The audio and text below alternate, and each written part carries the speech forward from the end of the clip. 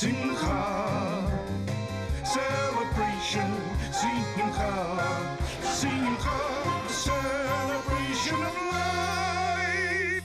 Hello and welcome to Simcha, a celebration of life. I'm your host, Aaron Halevi. In today's show, we continue our series on Pirkei Avot, Ethics of Our Fathers, pay a visit to the Jewish community of Brakpan, and catch up with Solly Kaplinsky about his new book, A World of Pains, A Redemptive Parable.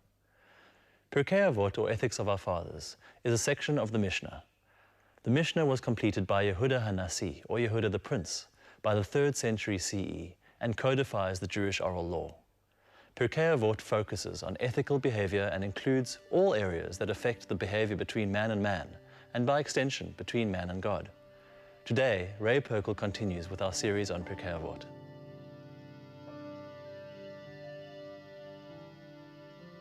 We discussed last time the opening words of the tractate of the Mishnah, Pirkei Avot, the Ethics of the Fathers, which begins with the words, Moses received the Torah from Mount Sinai. And we discussed the significance of that. But there's something very interesting about that wording which eludes us until we look a little bit more carefully, because how can it be true that Moses received the Torah from Sinai? Surely he received it from God on Mount Sinai. What do you mean he received the Torah from Mount Sinai? So there's some very, very interesting and beautiful ideas that come from that particular wording, because in a certain manner of speaking, we can say that Moshe was given instruction in life from the mountain itself. So the sages teach us a beautiful idea that Mount Sinai was selected by God to be the place on earth where the Torah was imparted to mankind, because it was the lowest of all the mountains in the region. And that symbolizes the idea of humility, that is a prerequisite, an essential quality for receiving higher wisdom. So with that humility and the awareness that however well we strive, and we must strive to understand truth in our own terms with our rational minds, that being that our rational minds are limited, we then make ourselves open and receptive in that state of humility to the higher wisdom of God. So there's a quality that the mountain possesses in its ability to stand upright in its steadfastness and its commitment to truth, which is absent if we adopt a position of pure, meek humility.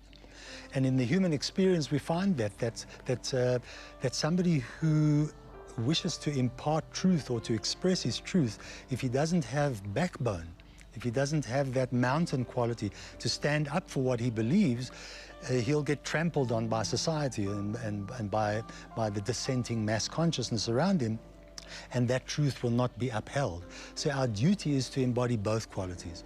There's another lesson which is a very beautiful and profound lesson, and that is as follows, that we find in the Torah, in the parsha following the narrative of the giving of the Torah on Mount Sinai. There's a whole parsha called the parsha, the portion of Mishpatim, of general laws, and that ends with the following statements, and it says that the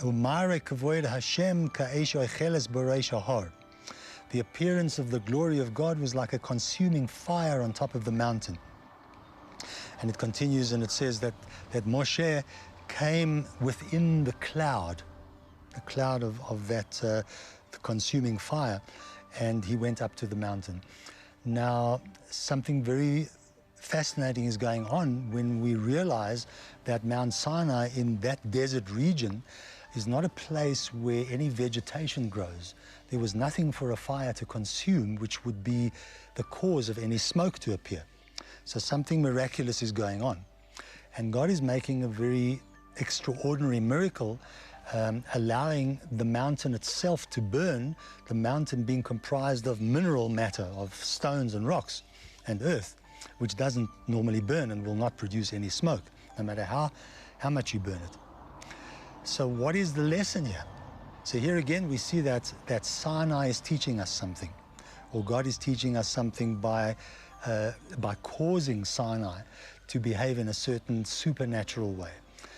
The Torah was given to mankind through the Jewish people for a very specific purpose, and that is to have an impact on the fabric of creation.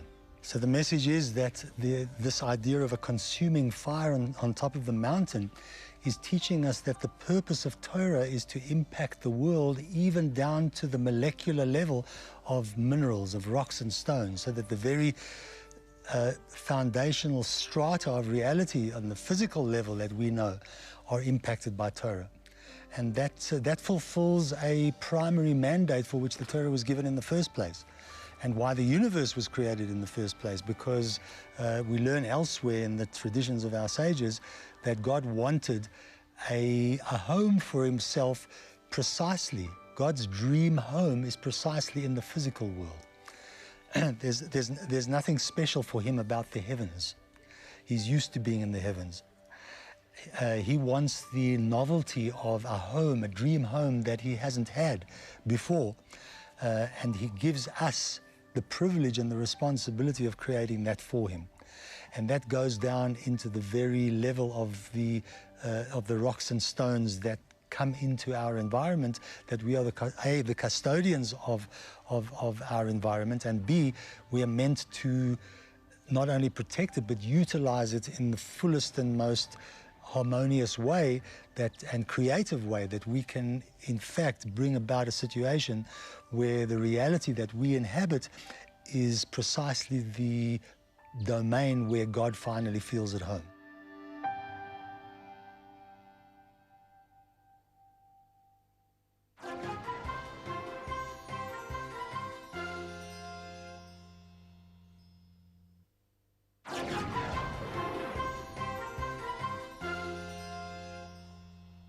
Ex-South African Solly Kaplinsky, a second-generation Holocaust survivor, has recently published his first novella, A World of Pains, A Redemptive Parable, as an online ebook. It is a powerful read and dedicated to the memory of his family who perished in the forests of Vilna during the Holocaust. We caught up recently with Solly during his visit to Cape Town. This is a scene from the book. It's actually the opening scene in the book. It takes place in the Pornar forest, which was a killing field 10 kilometers outside the center of Vilnius, October the 25th, 1942. Rachel, gaunt and terrified, is sobbing. She clutches baby Rafel to her chest. She is naked and shivering and drops to the wet soil. She is oblivious to the gunshots, dogs barking, the screeching and wailing of the hundreds, no, perhaps thousands of helpless people all around her who are facing their last moments at the hands of their brutal and merciless captors. He looks down at her, stands firm and erect, and is unmoved as she pleads desperately with him. She kisses his muddied boots, tears are streaming down her cheeks. She puts her arms around his leg, holding him tightly, while at the same time trying to strengthen her grip on baby Rafel and to shield him. He kicks her in the face. Blood gushes out from the wound. Rachel lies in the mud, crying hysterically. At least spare the child. Hot Rachmanis, have mercy. He begins beating her violently with his rifle butt. He grabs the crying Rafel off the ground, throws him towards the pit, and while the baby is hurtling through the air, he pulls the trigger. A little unsteady on his feet, but encouraged by his friend who's applauding him and has a broad grin on his face, he says triumphantly, "Let's go play football and drink more vodka." I'm a non-fiction writer, not a fiction writer. And so the creative process took a long period of time, and it resulted in a story based in historical context about somebody, a young boy of 17 years old, who commits crimes, living in Lithuania, commits crimes one day in his life in 1942. In order to do this, in order to murder Jews or anybody, in those days, you had to drink, or you drank alcohol in huge quantities to anesthetize yourself, to prepare yourself to kill. And after the dastardly deed, you drank a lot of alcohol afterwards to celebrate. And there is psychiatric evidence to show that alcohol dulls the senses, clearly, but also dulls the memory. And in my story, which is called A World of Pains, a redemptive parable, this young fellow, the deed gets shoved into the inner recesses of his mind, way into the deep unconscious, forgets about it when he recovers after his bout with alcohol. 60 years later, he's a highly successful, accomplished human rights lawyer in America, won all sorts of awards, and he's dealing with a case in his practice with a child who is murdered, which is similar to what he was involved with 60 years previously. And cues come back from the environment to haunt him.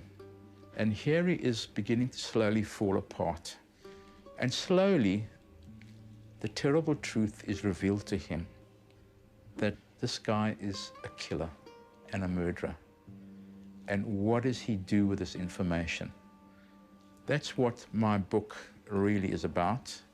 Accountability, being responsible for your deeds, and whether in fact there's redemption for somebody who's done unbelievably good deeds, and is that enough to excuse him from the deeds of 60 years ago?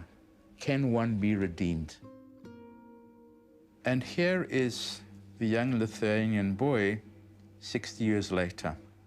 The White House, Washington, January the 20th, 1996. No one begins the president has done more for the cause of children's human rights in this country and around the world than Jonathan Varnash. He has been a tireless and dedicated fighter for the downtrodden, for the underprivileged, and for those who've been discriminated against because of their color, their sex, or their religion. Who at this distinguished gathering and around the country and in many parts of the globe has not heard of the Varnash Compassion Centers for Children? Their mantra, a children's place of safety and refuge, a shelter of loving kindness, is part of the language of expert professional care for abandoned children, for abused children, for neglected children, for children at risk, and a therapeutic model for the best there is in America. In Isaiah chapter 60, verse 14, there is a verse that reads as follows: "The children of the oppressors, those that afflicted you, will come to the children of the oppressed, those who've been afflicted. The children of the oppressors will bow down and kiss your feet." And it got me thinking about the fact that 60 years after the Shoah, after the Holocaust, people who'd been involved as perpetrators during the Holocaust years, most of them got away with murder. In the interim, they may have become successful bankers and accomplished lawyers and ministers of the church and judges and school principals, and yet no recorded evidence of anyone saying, looking in the mirror 60 years later and saying, how could I have done what I did? And that really churned me up, my emotions, and I was angry. And I started to channel my anger into writing.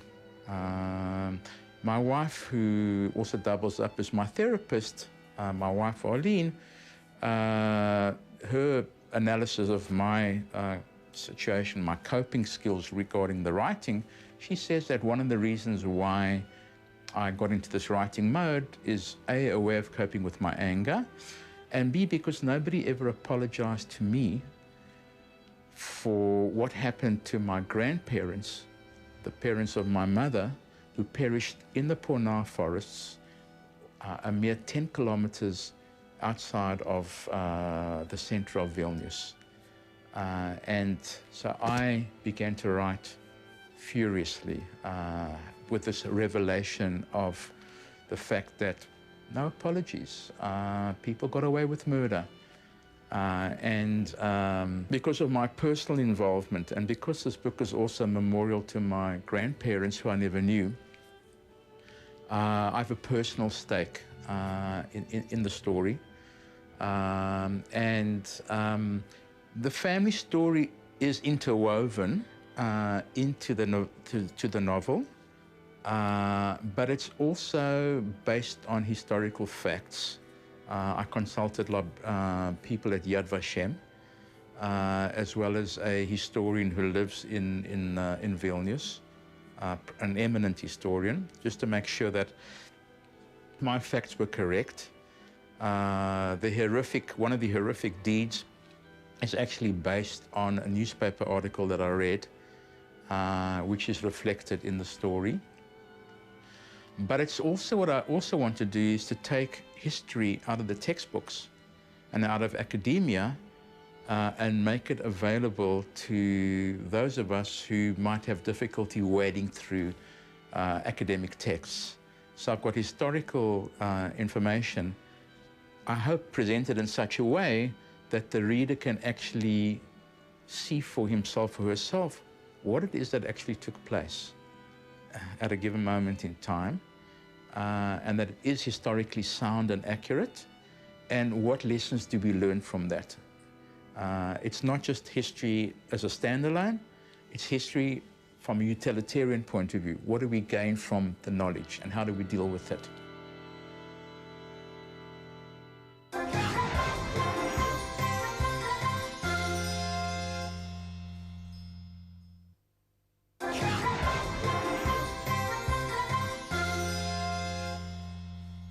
Welcome back. The gold rush in the late 1800s saw the emergence of many mining towns along what was then called the Witwatersrand. Many immigrant Jews sought their fortunes by smosing or selling their wares and establishing shops and businesses in a number of the East Rand towns. We continue our celebration of 175 years of the Jewish community in South Africa with a visit to Brakpan, which in its heyday had approximately 300 Jewish families. In its heyday, there were over 300 Jewish families in this town.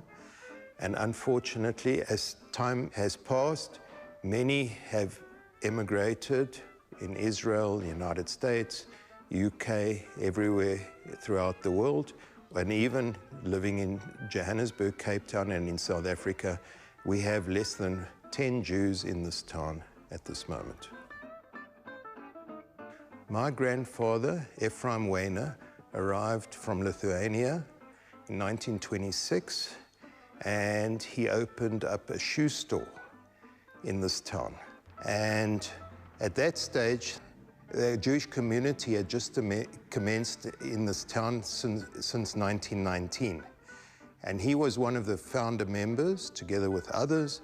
They got together and they actually started a small shul, which was round the corner from here. This particular shul was built in 1930, and obviously there were more and more, the community was growing, and people arrived in the town, and it even grew so much that they had to even extend the size of the shul.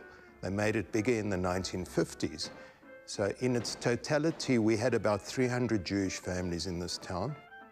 My dad came here in 1924 to South Africa. He was then a boy of 17, I think. And because he was a child or a young boy here, he joined the shul. He joined, by the way, also the Hebrew Order of David here. And he became one of the longest members of the HOD.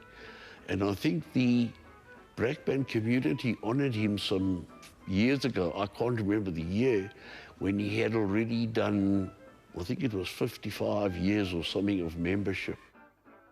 What particularly interesting about this community is that it consisted of mainly craftspeople and shopkeepers.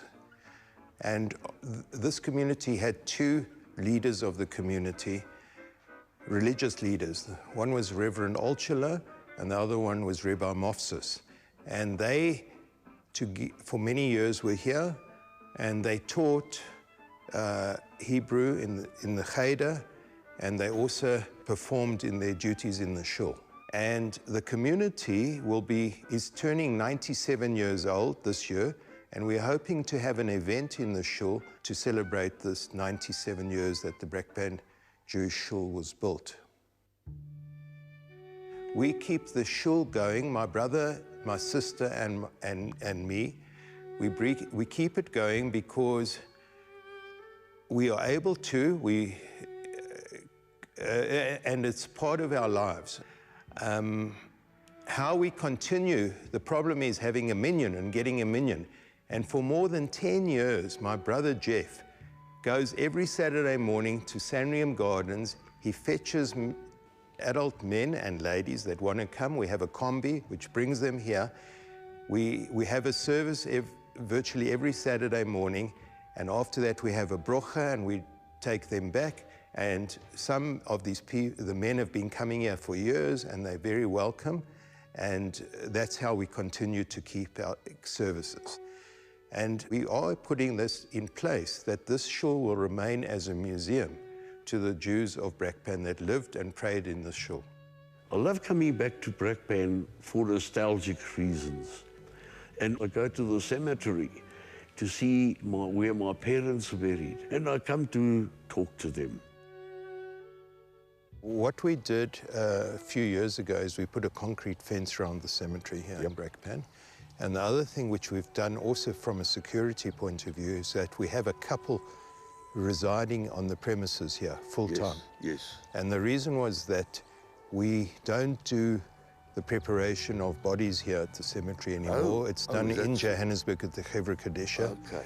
Now, you were saying just now that the front rows of both sides of the pathway are mostly the graves of the oldest people. Yes. The originators here. Yes. Yeah, it's actually quite historical to come here and stand here, and you can actually, by looking along the graves, and I'm afraid I can't go amongst all the graves, but by looking you can see what the whole population, Jewish population of Brakpan was, and who the pioneers were, in fact, that are buried here. Yes.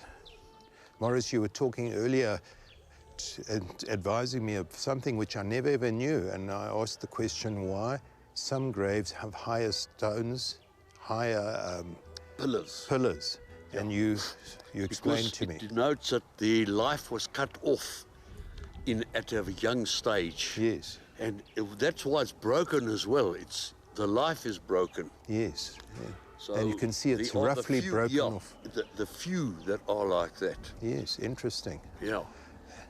The other thing about graves, Jewish graves, is that they shouldn't be fancy. Yes. That is a tradition. So you won't find stones here that are done with fancy carving and other things on it. It's just not done. Yes. I don't know if there's a law about it. I think that it's just, it's a custom. Yes. A traditional custom not to enhance the stone. I do have one hope, and that is that I'm working towards the establishment of a university in this town, and I'm very active in it. And one of the reasons is that this could bring younger people to our community who possibly either would be students or otherwise as academics, and to continue with the community when me and my brother are unable to do it. Well, that's all we have for this week's episode of Simcha, a celebration of life. As always, we would love to hear from you, so please send us a message on Facebook at Spirit Sister Productions. From me, Aaron Halevi, and the Simcha team, have a great week ahead.